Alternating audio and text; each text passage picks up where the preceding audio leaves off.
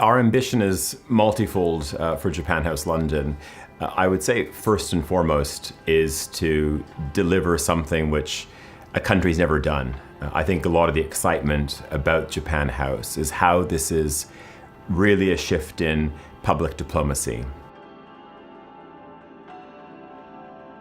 I think one of the strengths of Japan is in part that it's a very homogenous society. I think the attraction of Japan today is a very interesting one because there's real authenticity.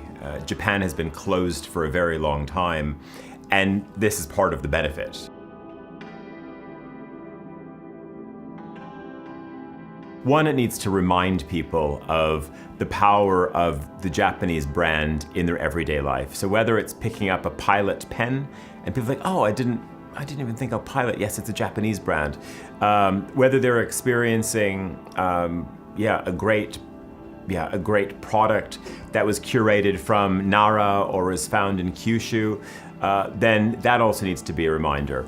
I think the second thing is education, and that has to be a sense of taking people to the next level. So you might understand Japanese food and brands up to a point, but maybe the next level is, okay, I understand sake, but I didn't know that there was great wines from Yamanashi. Maybe that's something which I wasn't familiar with, or I wasn't familiar with a small microbrewery from Kanazawa. So I think there needs to be a level of education that comes next.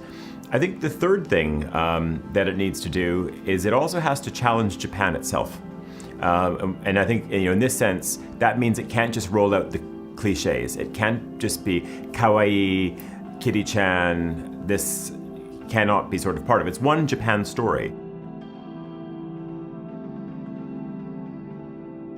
So the quality of Japanese food that you have in London is far more superior to what you would have seen as recently as 10 years ago. And that means also you have a public who has a real understanding of Japanese food.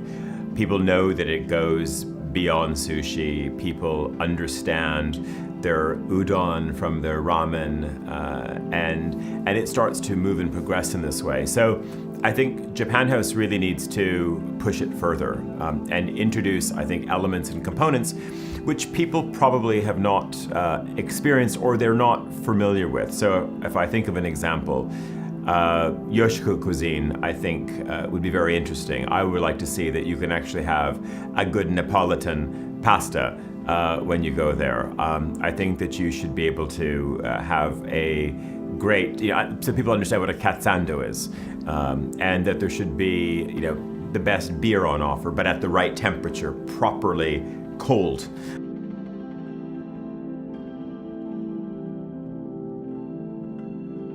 When you walk into Japan House, it smells great, it's beautifully lit, and it's really an immersive experience.